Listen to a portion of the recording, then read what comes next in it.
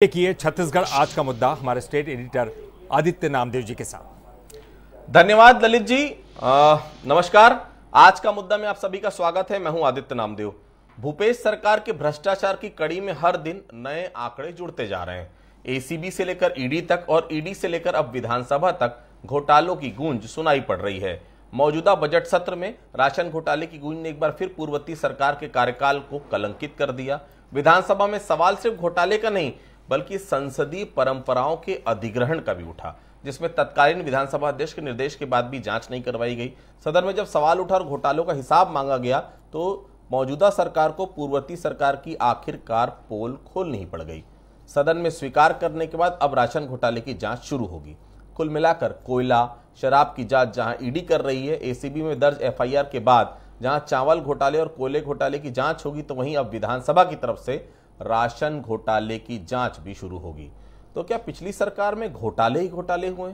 एक तरफ पूर्व मंत्री के यहाँ कुबेर का खजाना मिला है, तो दूसरी तरफ उसी विभाग के पूर्व मंत्री, जब उसका विभाग था खाद्य विभाग, राशन घोटाला सामने आ रहा है। जाहिर है लोकसभा चुनाव के ठीक पहले ऐसे खुलासे और जांच के ऐलान ने कांग्रेस पार्टी की मुश्किलें और बढ़ा दी हैं। जाहिर है चुनाव के वक्त कांग्रेस को अपने कार्यकाल को गिनाना काफी महंगा पड़ जाएगा। ऐसे में राशन को डकारने वाले अधिकारियों पर कितना शिकंजा मौजूदा सरकार कस पाएगी? क्या इसकी आंच पूर्व मंत्री पर भी आएगी? और जांच की जद में कौन कौन अफसर नेता आएंगे, ये जानकर अभी से कई लोगों की धड़कनें तेज हो गई है। तो चलिए निवाले पर डाका इस विषय पर बातचीत करने से पहले एक रिपोर्ट देख लेते हैं, उसके बाद इस परिचर्चा को हम आगे बढ़ाएंगे।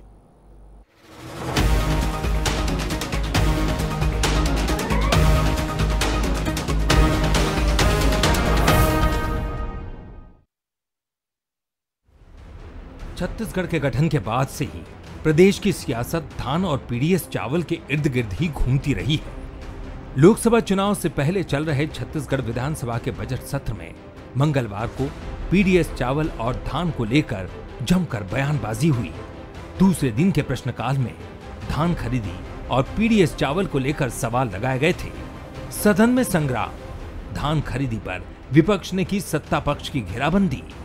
किसानों की समस्याओं और धान खरीदी पर लाया स्थगन प्रस्ताव। स्थगन अस्वीकार होते ही विपक्ष ने कार्यवाही का किया बहिष्कार। सदन के बाहर गांधी प्रतिमा के सामने की नारेबाजी। पीडीएस अनियमितता को लेकर अपनों से घिरी सरकार। सत्ता पक्ष के वरिष्ठ विधायक ने खाद्य मंत्री को घेरा। मंत्री बोले 216 करोड़ रुपए का चावल का स्टॉक कम मिला। संसदीय कार्य मंत्री बृजमोहन अग्रवाल ने कही जांच की बात। विधायकों की कमेटी से कराई जाएगी पूरे मामले की जांच। स्थगन प्रस्ताव को लेकर कांग्रेस ने कहा कि सरकार किसानों के साथ छल कर रही है। स्थगन प्रस्ताव स्वीकार न होने को लेकर भी कांग्रेस ने सरकार पर विपक्ष की आवाज न सुनने का आरोप लगाया। ये सरकार किसान विरोधी सरकार है और 3100 रुपया देने के बाद उन्होंने कहीं भुगतान हो नहीं रहा है और किसानों की संख्या भी घट गई पिछले साल से, रकबा भी घटा है। तो किसान धान बेचना चाहते हैं लेकिन सरकार खरीदना नहीं चाह रही, भुगतान भी नहीं हो रहा है और इसके खिलाफ में हम लोग स्थगन लाए थे। भाई सरकार जवाब देने से बचना चाहती थी। कई जगह टोकन जारी हो गया है, टोकन जारी होने के बाद भी किसान वहीं है।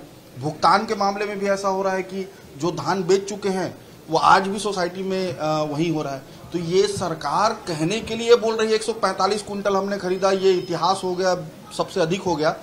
लेकिन अगर आप बारीकी से जाएंगे, पिछले बार के अनुपात में अगर इस बार जाएंगे तो ये धान खरीदी इन्होंने कम किया है। धान खरीदी के साथ ही पीडीएस चावल को लेकर भी सियासी नोक-झोंक देखने को मिली। सत्ता पक्ष की तरफ से सीनियर विधायक धर्मलाल कौशिक ने सवाल उठाए। धान खरीदी में अव्यवस्था को लेकर जहां विपक्ष ने सदन से वॉकआउट किया, वहीं धान खरीदी को लेकर खाद्य मंत्री दयालदास बघेल ने रिकॉर्ड धान खरीदी पर सीएम का आभार व्यक्त किया। प्रतिवेदन प्रस्तुत होना था, जांच करने के बाद में वो प्रतिवेदन भी नहीं आया था, लेकिन अभी उस बात को पुनः नए सिरे से उठाया गया और उसमें सदन की कमेटी से जांच कराने की घोषणा की गई है। निश्चित रूप से गरीबों का चावल गरीबों तक पहुंचना चाहिए, उसमें कोई अफरा तफरी न हो और इस बात को लेकर के आगे सचेत भी सरकार हो, और इसीलिए इस प्रश्न को लगाया गया था। मोदी जी की गारंटी पे कहना चाहेंगे कि 1,145 लाख मीट्रिक टन धान खरीद किया गया है और 21 कुंटल के दर से खरीदी गई है। और रह गया सवाल, उनका राशि भी समर्थन मूल्य पे भुगतान किया जा चुका है और बहुत जल्द जो अंतर का राशि है हमारे मोदी जी के गारंटी पर 3100 रुपये कुंटल धान देने की बात, राशि देने की जो बात हुआ है वो बहुत जल्द हम 3100 रुपये के दर से अंतर का राशि देने जा रहे हैं। छत्तीसगढ़ में किसान और धान हमेशा से सियासत के केंद्र में रहे हैं। किसानों की चिंता सत्ता और विपक्ष दोनों को रहती है। अभी तो मौका लोकसभा चुनाव का है तो चिंता का स्तर अपने चरम पर नजर आ रहा है।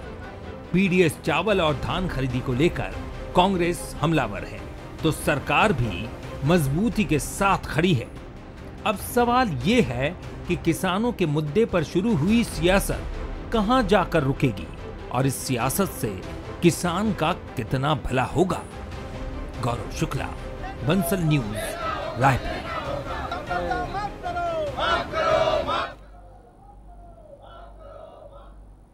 तो सुना आपने क्या कुछ था इस रिपोर्ट में। चलिए चर्चा की शुरुआत करते हैं। हमारे साथ चर्चा के लिए 3 बेहद खास मेहमान जुड़े हुए हैं। अशोक बजाज साहब हैं, वरिष्ठ भारतीय जनता पार्टी के नेता हैं, बहुत स्वागत करता हूं उनका। नितिन भंसाली साहब हैं, कांग्रेस के वरिष्ठ नेता प्रवक्ता, बहुत स्वागत करता हूं। अनिरुद्ध दुबे साहब हैं, वरिष्ठ पत्रकार हैं, बहुत स्वागत करता हूं। सबसे पहले नितिन जी के पास चलता हूं। नितिन जी, आप लोगों ने किया क्या पूरे 5 साल में? 2 महीने में इतने सारे घोटाले सामने आ रहे हैं।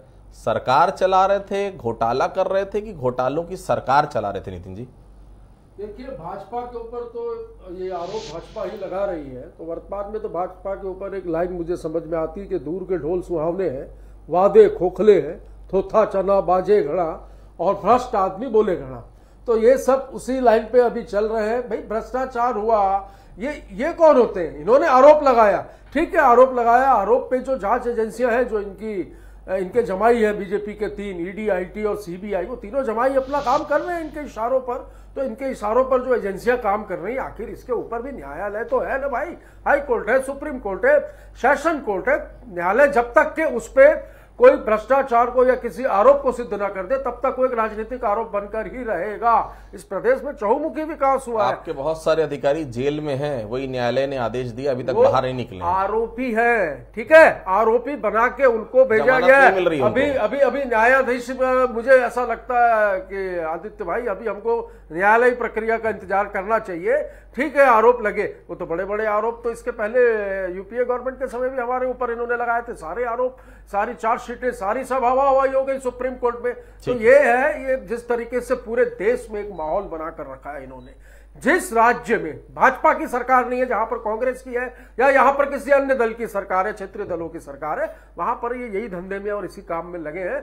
और जनता जो है अब ये सब कुछ समझ चुकी है कि किस प्रकार कल जिस व्यक्ति पे आरोप लगाते हैं, आज वो बीजेपी में आ जाता है तो पाक साफ हो जाता है।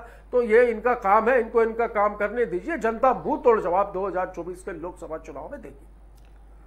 बजाज साहब, आप लोग पिछले 2 महीने में यही काम किया है केवल, जो मुझे नजर आ रहा है।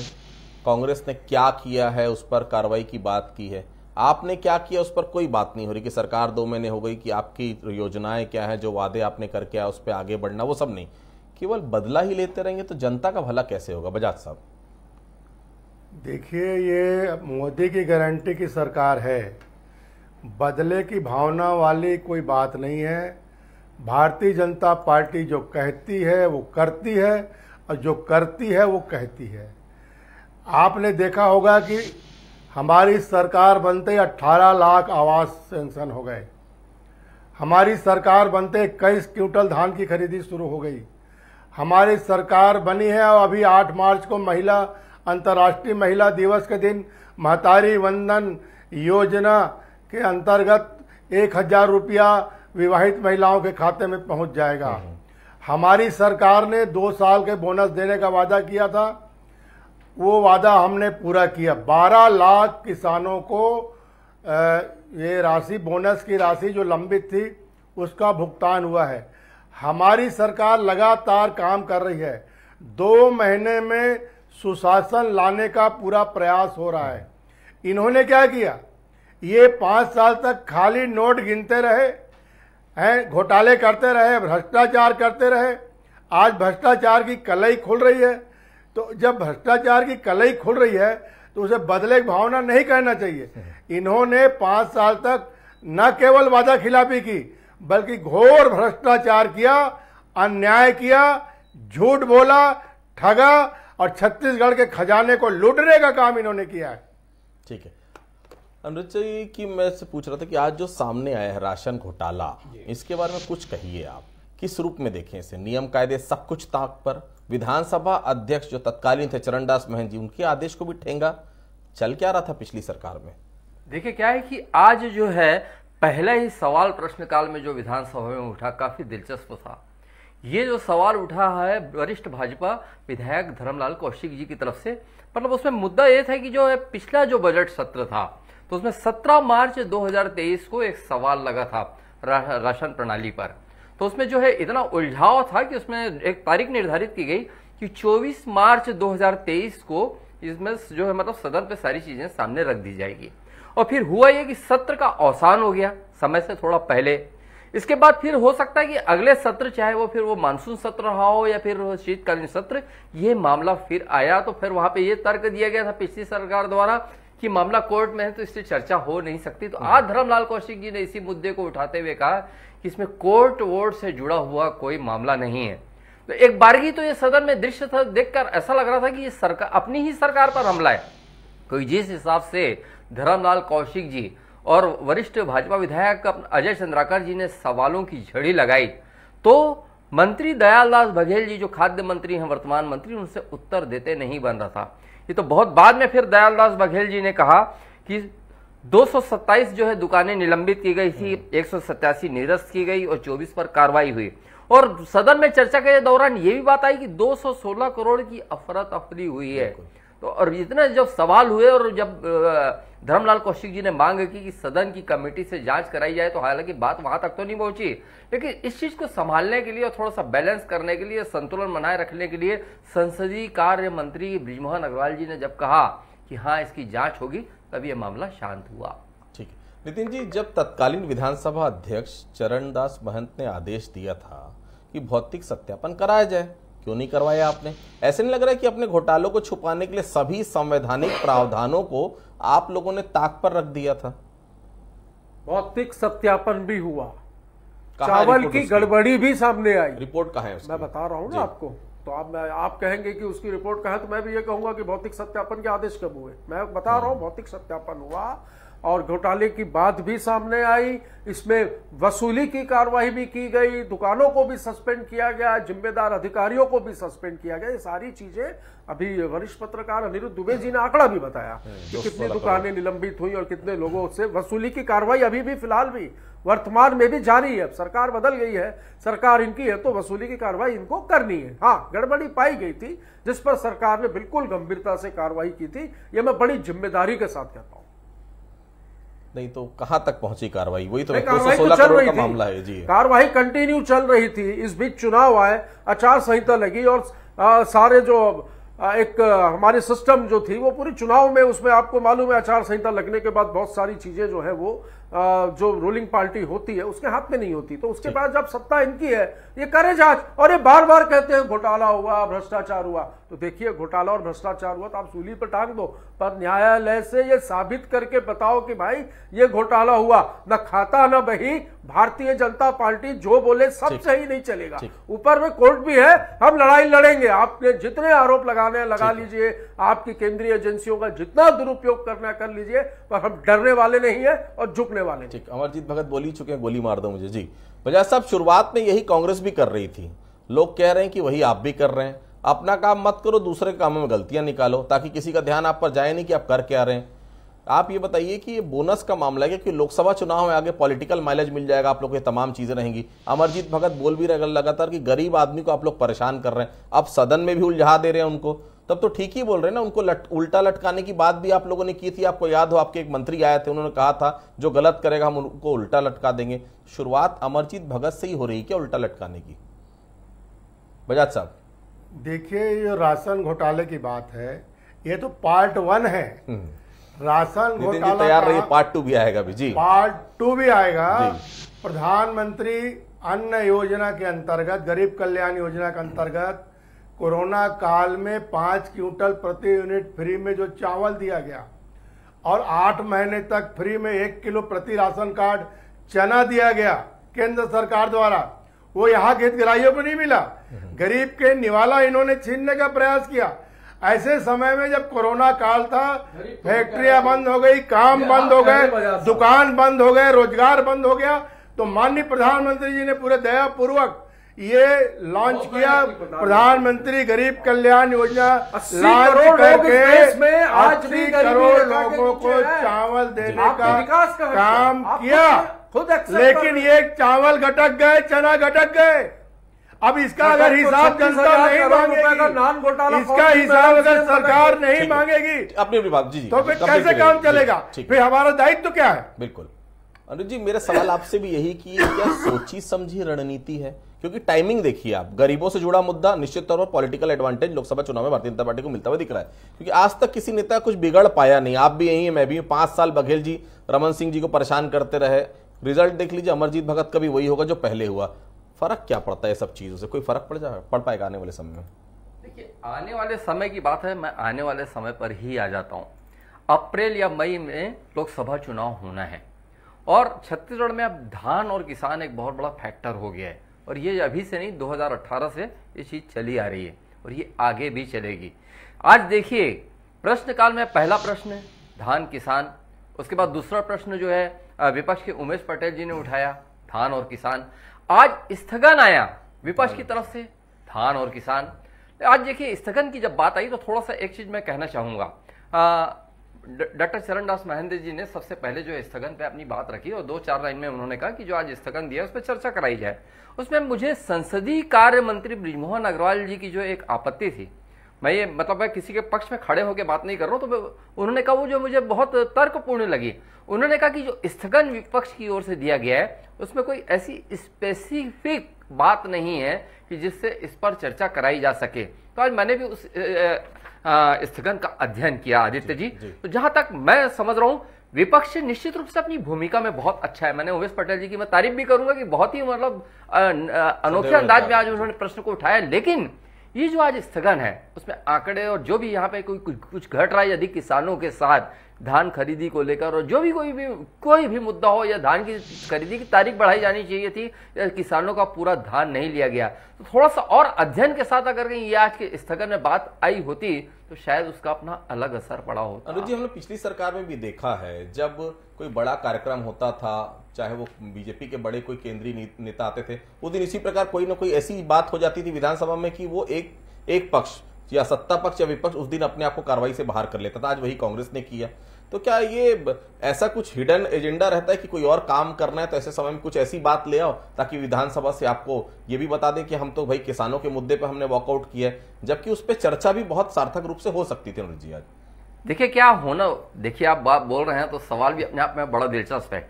हो तो ये भी गया था एक बार कि वर्ल्ड कप का फाइनल था, बिल्कुल, और वर्ल्ड कप का फाइनल था तो कुछ ऐसी स्थितियां बन गई कि सदन जो है समय से पहले ही जो है मतलब स्थगित हो गया, टल गया। हालांकि इसके लिए ये नहीं किया गया था कि वर्ल्ड कप का फाइनल तो इसलिए किया जा रहा है, तो कभी ग्रहण लगता है तो ग्रहण के समय में भी ये सब चीजें हो जाती है।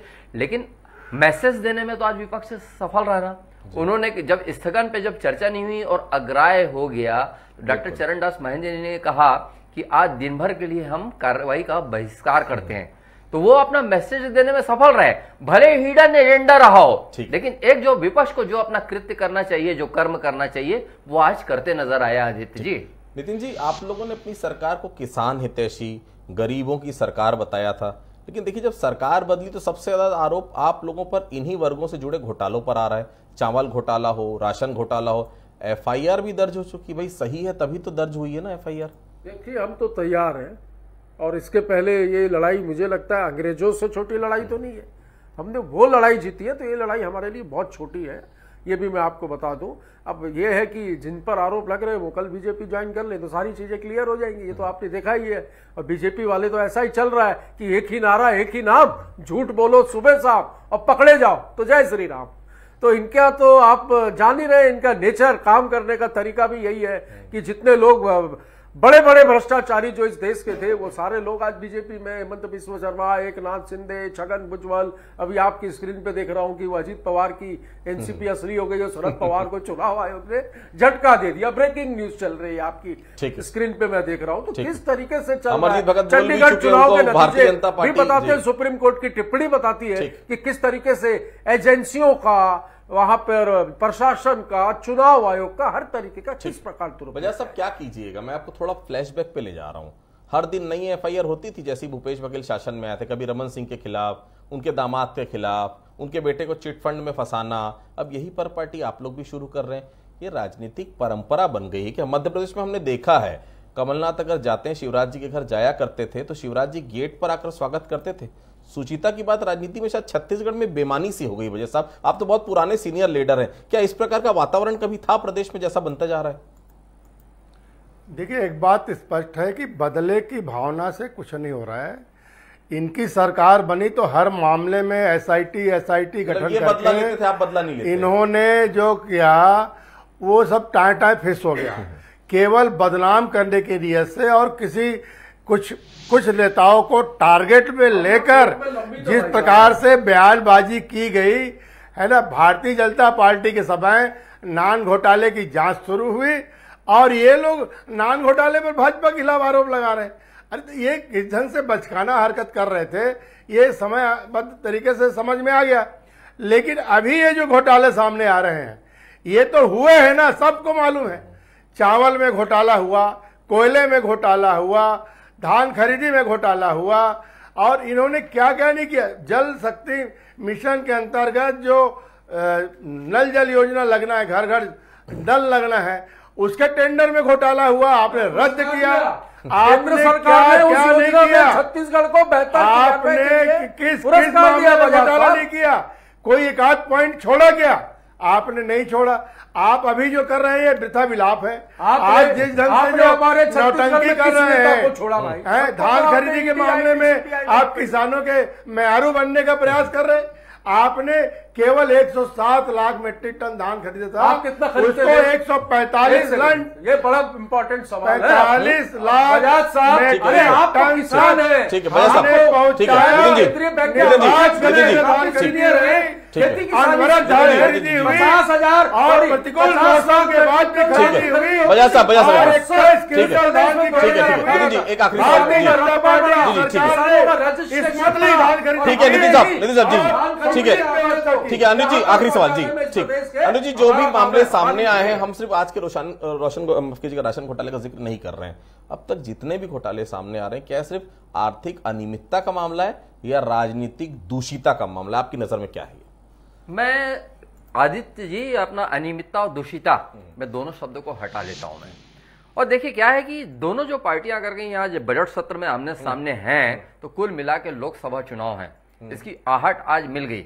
सदन में इसकी हल्की सी झलक भी मिल गई। और भारतीय जनता पार्टी की जो पुराने चाहे विधायक हों चाहे नए, यहाँ के प्रदेश भाजपा अध्यक्ष भी अभी विधायक हैं। सारों को की जो बॉडी लैंग्वेज और अपना जो तरीका है वो बताता है कि उनकी अपनी तैयारियां हैं, और विपक्ष की तैयारी तो है ही है, क्योंकि उनके पास अभी खोने के लिए कुछ नहीं। आदित्य जी ठीक है, तो देखिए धान और किसान छत्तीसगढ़ में शुरू से ये मुद्दा रहा है और आगे ये भी मुद्दा सबसे बड़ा मुद्दा होगा। भारतीय जनता पार्टी भी जानती है। और ऐसे समय में जब राशन घोटाला का मामला सामने आया है, लगातार एफआईआर हो रही है, और आज जिस तरह से विधानसभा ने जांच की बात कही इस पूरे विषय पर, निश्चित तौर पर कांग्रेस के लिए लोकसभा चुनाव में यह बताना कि हमारी सरकार ने 5 साल क्या किया है, दिक्कतों भरा हो सकता है। क्योंकि ये तमाम मामले जब जनता के बीच में आएंगे, हालांकि ये सब अभी कुछ मामले कोर्ट में हैं, कुछ मामले जांच भी शुरू नहीं हुए, लेकिन जिस तरह से आरोप भारतीय जनता पार्टी लगा रही है, कांग्रेस के लिए आने वाले दिनों में दिक्कतों और भी बढ़ सकती है। फिलहाल हम सभी की नजर रहेगी इस खबर पर। आप सभी हमारे साथ जुड़े, आप सभी लोगों का बहुत बहुत धन्यवाद। आज का मुद्दा फिलहाल इतना ही, बाकी खबरों के लिए आप बने रहिए बंसल न्यूज के साथ। नमस्कार।